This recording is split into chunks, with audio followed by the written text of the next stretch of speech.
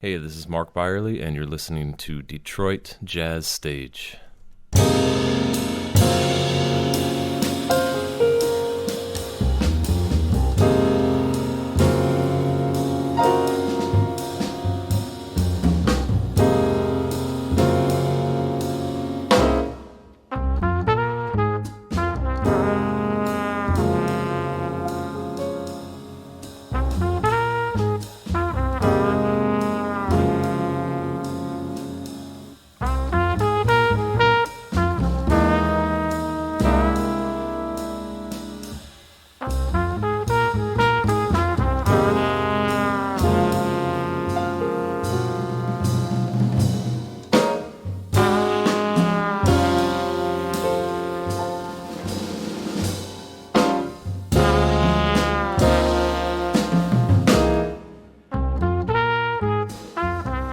Hello and welcome to the debut of Detroit JazzStage. My name is Dean Sahutsky. And I'm Rodney Reeves. Several months ago, Rodney and I were talking about how much talent there is in Detroit and how great it would be to somehow showcase that talent to the rest of the world. It was also at that time we began exploring the podcast phenomenon that was taking place around the internet. It was Rodney who suggested we look at doing a podcast featuring Detroit musicians. That's right, so Dean took the lead using his vast information technology knowledge and started exploring what the technical requirements would be to put such a show together, while I used my knowledge of the Detroit jazz scene to look for potential guests to appear on the show. And while I'm thinking about it, we need to recognize and thank our guest Mark Byerly for not only appearing on our debut show, but also for sharing his expertise in sound engineering and letting us use his facilities at Longview Sound in Rochester Hills, Michigan, to record the show. We hope to have him aboard for future productions. So here we are with our first show. Congratulations, Rodney. We did it. Well, thank you, Dean, and a job well done. I'm very proud of what we've accomplished and hope our listeners enjoy the outcome. We want to make sure that you, our listeners, know how much we appreciate you subscribing and listening to Detroit JazzStage.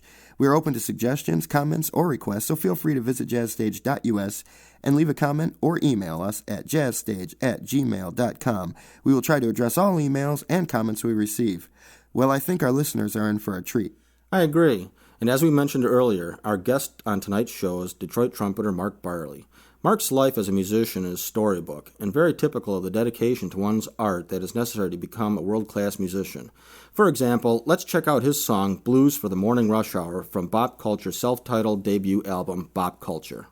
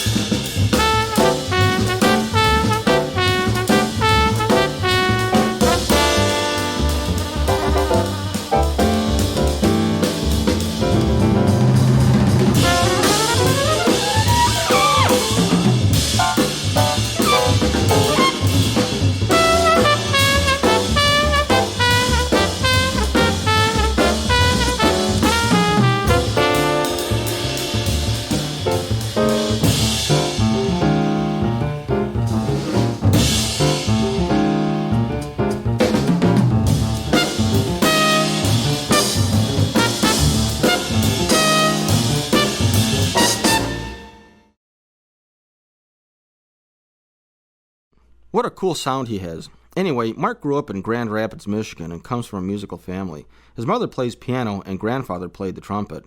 A big part of home entertainment was the family sitting around playing piano, which included many standards and pop music.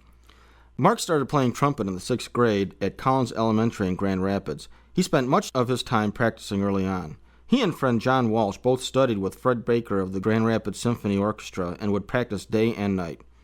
His first exposure to jazz was in the home. This included such notable musicians as Louis Armstrong, Ella Fitzgerald, Nat King Cole, Al Hirt, and Doc Severinsen. His father's best friend also played trumpet. He would pick up Mark's horn and start playing during his many visits. Other influences included German songwriter and orchestra leader Bert Kaempfert, who made easy listening and jazz-oriented records and also wrote the music for a number of well-known songs, including Strangers in the Night and Spanish Eyes. He was also introduced to the musical style of Woody Shaw, which had a big impact on his musical philosophy. After high school, he and friend John Walsh went on to Western Michigan, where he met Paul Howards, who was later influential in getting Mark on the Justin Timberlake tour. Others he met at Western were Paul Finkbeiner, Tim Culver, and Tom Lockwood. Paul, Tim, and Tom were critical in Mark's early development as a jazz musician. Tim had hundreds of bop albums. They would regularly drop a needle and give Mark blindfold tests where he'd have to guess the musician. This was Mark's first real exposure to bebop. By the way, Paul Finkbeiner is an incredibly talented trumpeter living in the Ann Arbor, Michigan area. He ran a regular jam session out of the Bird of Paradise for about 10 years before it became the Firefly Club. Tim now lives in Battle Creek and co-leads the Kalamazoo Big Band. Anyway, Mark roomed with Tim in college. Paul would regularly visit, and they'd have jam sessions with a live rhythm section or play to Aebersold records into the night. In the late 1980s, Mark moved to New York. There he found many musical opportunities. At that time, salsa gigs were plentiful, and Mark found himself to be a regular player on the scene. John Walsh, who was still living in New York and working with the Spanish Harlem Orchestra, had moved there a couple years earlier and had already started to get established. When Mark arrived in New York, he had a salsa gig that night due to a referral from John. Salsa gigs were so plentiful that he found himself playing several in a night. Soon, Mark was establishing himself as a competent salsa player, and other more high-level Latin artists were taking notice. Some of the musicians he met there were Ray Vega, Guido Gonzalez, Frankie Ruiz, Ray Barreto, and Papo Papin, all of whom are regularly featured on XM Radio's Luna. He eventually came back to Detroit, where he found work around town, including the Kingsley Hotel, where the origins of bop culture took place. He was doing a duo with pianist Dave Cook when NSYNC's musical director and keyboardist Kevin Antunes introduced himself. Mark realized who he was talking to and asked to see Paul Osniks, also known as Paul Howards. Kevin was surprised that Mark knew Paul's real name and took him up to see his former schoolmate. It was there that information was exchanged, and Mark, through Paul's help, eventually joined the Justin Timberlake tour. Mark learned much during that tour, including arranging horn parts in a highly structured environment. He also began to experiment with technology, such as a wah-wah pedal, which he unfortunately didn't get to use on tour, but uses extensively on the Bop Culture recording, the EP. After the tour, he started working again with the future members of Bop Culture. We joined Mark at a studio in Rochester Hills, Michigan.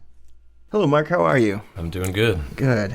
Mark, good to see you. Welcome to the show. Thanks. Well, I appreciate you taking the time out to give us this interview. Why don't you tell us how you went about meeting the guys who make up Bop Culture? Yeah, it was really interesting how it all came about because I've known Paul Keller for years.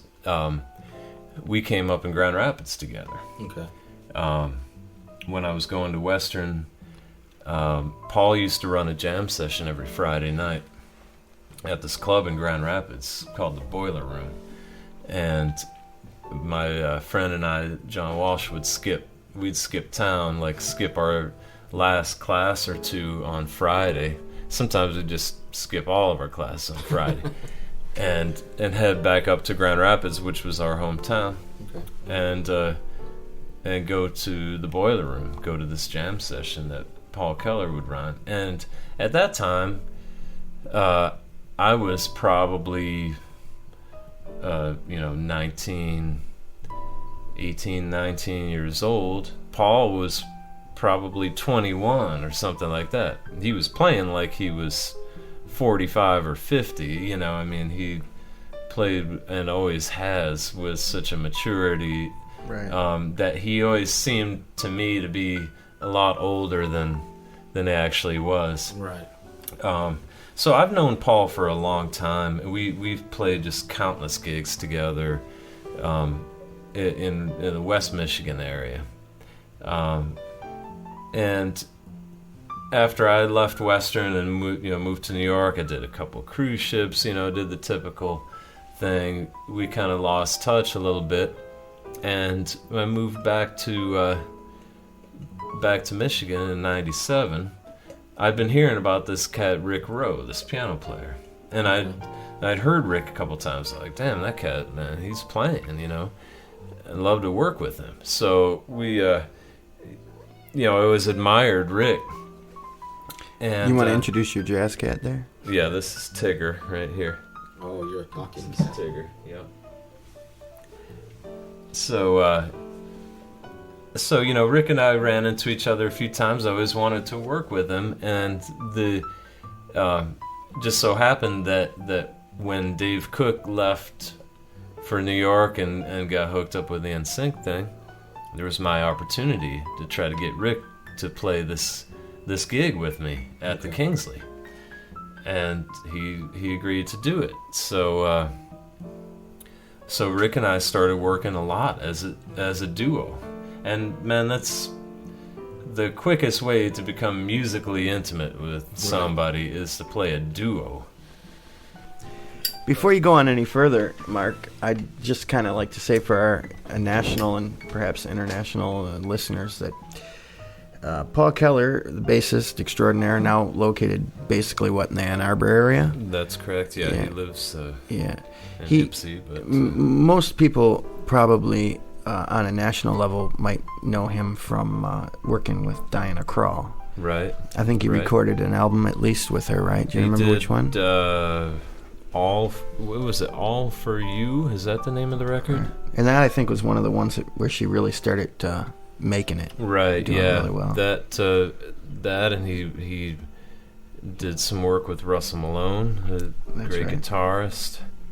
I mean, Paul's been all over the map, man. It's just amazing. And Rick, I guess, as wonderful as he is, most people might know him as wasn't he second runner-up in the Thelonious Monk competition? Yes, he also won the Great American Jazz Piano Competition. Right. In I want to say it was 2000, somewhere around 2000, or it could have been the late 90s, but he was one of the runners-up of the Monk competition, though. And anybody that knows Rick knows that he's a Monk fanatic. Yeah, let's take this time actually to listen to some of his playing on your Bop Culture disc. Sure thing.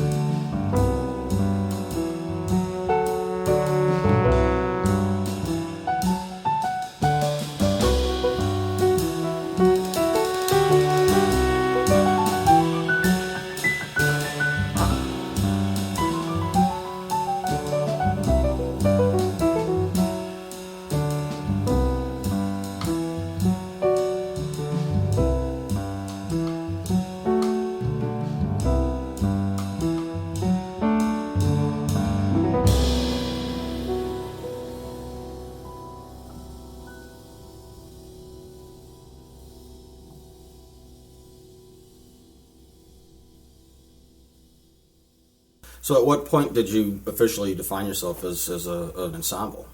I think it was just after a couple gigs at the Firefly, and then we decided that we should start to document this music, and and it was a pretty quick process. We said, you know what, we need to just make a record. Let's do it. And we would save our chips from the from the Firefly gig. We wouldn't take any money home with us. All the money that we made at the Firefly, we just socked that away and saved it up in order to make a record. And and that's what we did. We just said, let's make a record, and that's what it ended up to be. And the first one was your Bop Culture. Yeah, the self-titled record, and stylistically at that point, I had written a couple tunes. Rick had a bunch of tunes, and it was some way. I guess I always, being I like to be in charge of the way the music's going, and I've got a vision of how it happens. How in my mind anyway, and I can't say that it was without conflict that some of my ideas got put forward with the record and the way the progression of the band has gone, because I'm not content just playing standards all the time. Right. No matter how now the way that we play standards is not in a typical fashion a lot of times either. It's not just straight out of the book. Right. We definitely have our stamp on there. But there comes a time, in my opinion, that you need to start being identified for your own music. Right. And that's where I've been really kind of trying to put the band in that direction of kind of turning the tables. On the Bop Culture record, we've got 3 originals, I believe, out of maybe nine tracks on that record. So that's 30%, 33.333% original music on that record.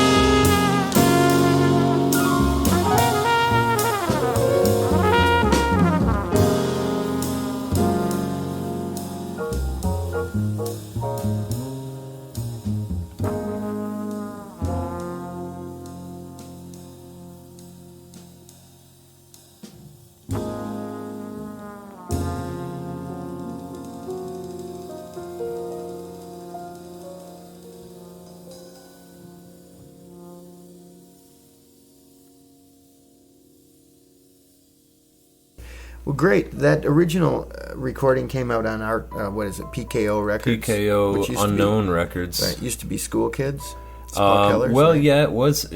I believe it was School Kids originally, and now it's PKO, Right. which is Paul Keller's label, and it's also it's a joint venture between PKO and Rick Rowe's label, Unknown Records. Oh, okay. And that was 2002.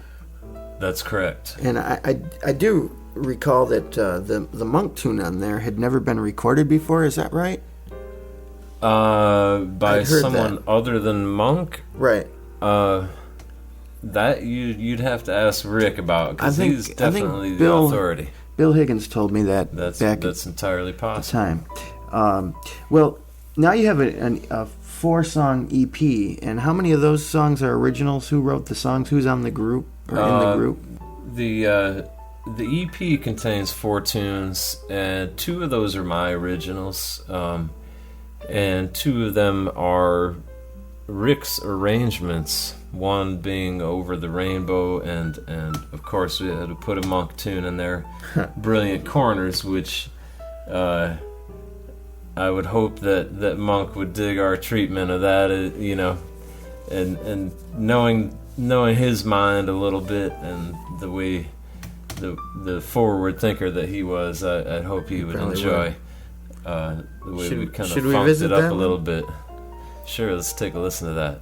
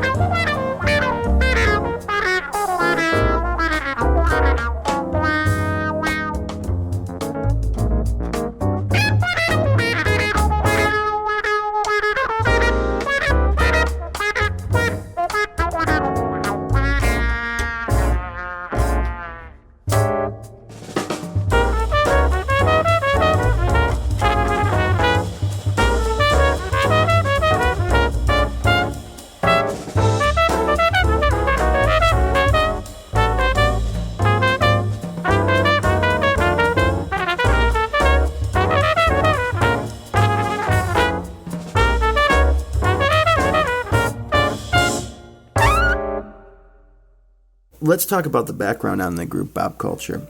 You've mentioned a bit about the origins, but how about the accomplishments? And you did mention a couple of the guys in the group. I'd like to find out who else is in the group in addition. And also, I'll just leave it all out here so you can speak about all of it. If you had a certain style in mind when you started the group, and about how the progression of the sound has occurred through the years that you've been involved with the music. Good question, because that's pretty involved when it comes to this band. I mentioned how I had become involved with Paul and Rick, and I actually met Bill Higgins, our drummer, on a gig. We were playing a house party. I think it was a Christmas party.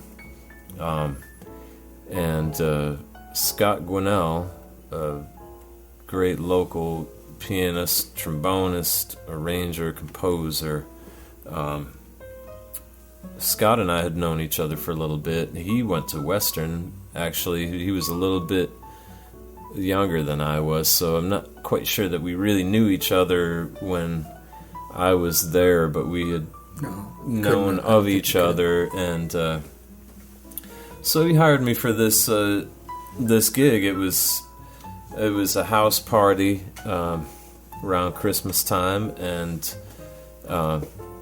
Bill was playing drums, and we just immediately hit it off musically and personally, and then we wound up on a few other gigs together, and the ball got rolling with Bop Culture. It actually started with another gig at a hotel in Ypsilanti that Paul Keller was in charge of, and he got the four of us together because of what the trio had been doing at the Kingsley, and I suggested that we hire Bill on drums because I really was digging the way he was playing. Did Paul know of Bill at that time? He did, yeah.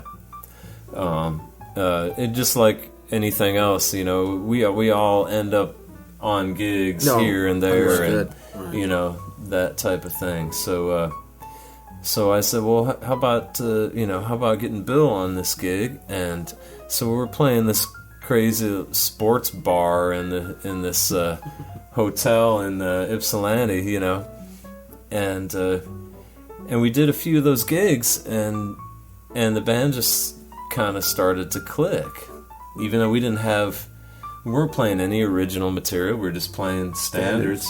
And nobody's paying attention. They're all just going through the buffet line and getting their hot wings and and stuff like that, and watching the TVs and playing pool or whatever. And after a couple of those gigs, we were like, man, this feels really good, with the four of us playing together. And then Rick came up with a gig for us at the Firefly Club in Ann Arbor. Yes. And that's when it started to become official, really. It started out as the Rick Rowe Quartet because he was the one that went and got the gig and didn't know what to call it. And we played a few of those gigs, and we said, I think we got a band here, So we started talking about, well, man, Rick said, I don't feel real comfortable calling this the Rick Rowe Quartet because I'm not the only one involved in making this music, and and still at that time we were just playing standards still, but putting our own little taste on it, and from our different influences. So one night he called me up and he said, hey, what do you think about the name Bop Culture? And I said, wow, that sounds really cool, man. I like it. And it just stuck. That's how the name came about. And we ended up playing that gig at the Firefly every Sunday. I think it started on Thursdays, actually.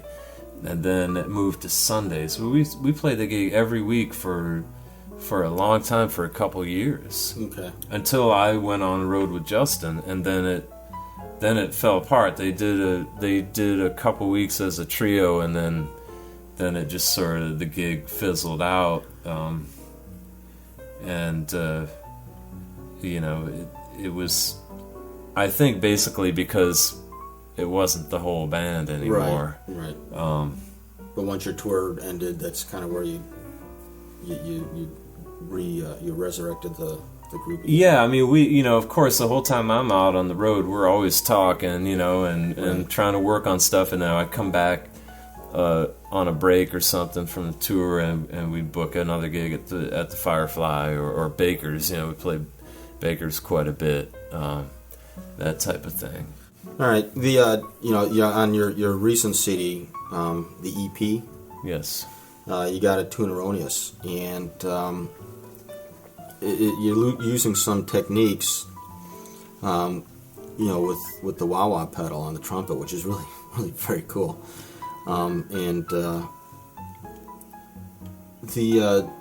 Many groups like Dave Douglas, they seem to be inspired by the electric Miles Davis period.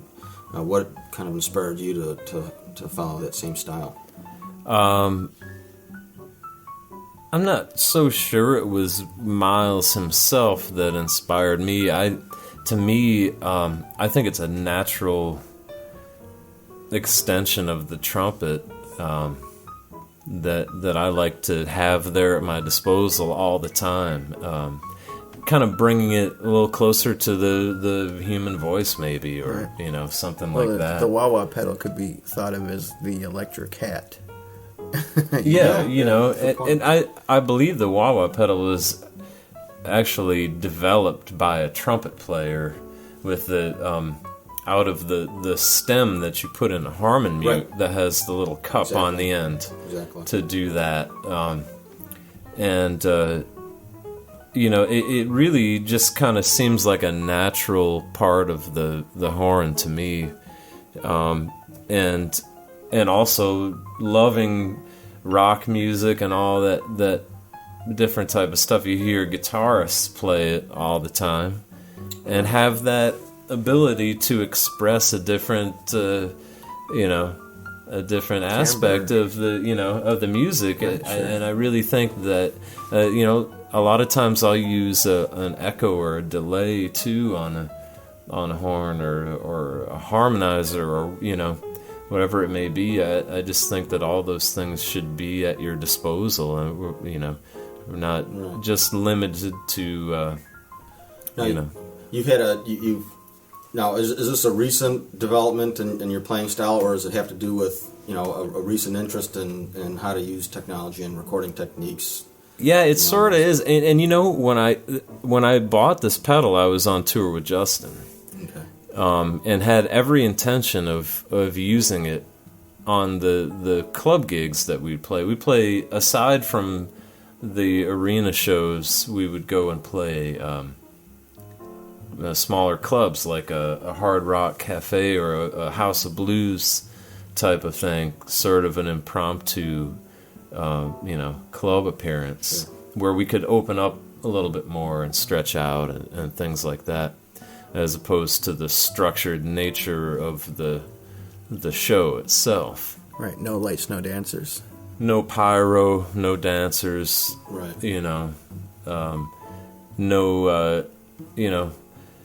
No structure in that way that we had to adhere to time limits or curfews, anything like that. And strangely enough, I was never able to use the pedal on the gig because I was never able to find a sound man that knew how to hook it up. They can do it with a guitar, no problem, but cats aren't used to coming through a microphone. Right. Right. And I've recently run into the same problem. I was just on a tour with Dwelle. He's a Virgin Records artist. Okay. What kind of music? I'm not familiar with the name. Dwelle is, well, for lack of any better term, they call him neo soul or new soul. He's amazing Detroit musician. Actually, grew up, born and raised in Detroit. but extremely talented, one of the most talented cats I've worked with, and plays trumpet, keyboards, guitar, bass, plays some drums, sings like mad. I mean, he's really amazing. And we did some promo tour for his latest record that came out, and I brought my pedal, and I think I was able to find one sound man out of all of them that made it work for me. Well, it's interesting, listeners, that we're actually recording in Mark's studio, so the impetus perhaps for building a studio is to be able to actually use the wah-wah in the capacity he saw fit. That's right. And that's exactly where the tune Erroenious, where he uses it quite extensively. So let's take a listen to that.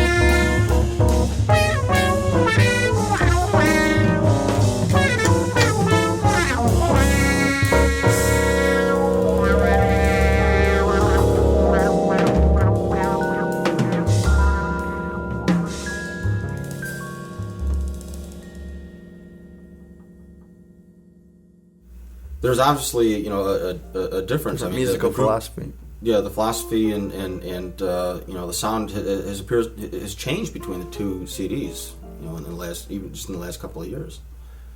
Yeah, I think that has really come out of the fact that I've been out doing some different stuff other than playing jazz gigs, and it's really allowed me to express some things that I've always wanted to do.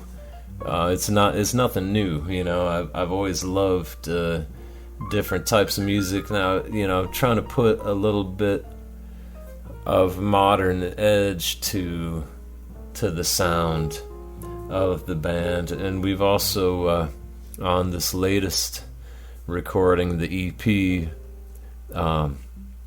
involved a bass player, young guy out of Ann Arbor named Josef Deas, who is kind of brings a different attitude to the whole thing.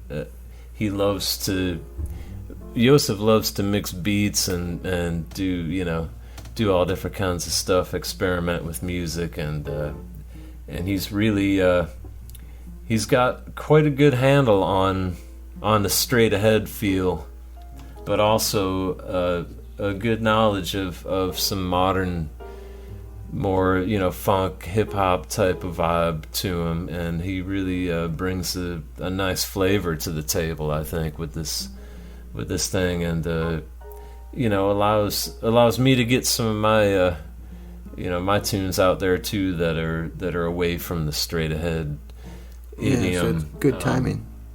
And that's I'll always love playing bebop music, and I think it's absolutely essential in the development of any musician that really wants to expand themselves and be aware of as much as they can musically. Well, I think so. I mean, it was such a monumental shift from what was happening prior to that in jazz. Absolutely, and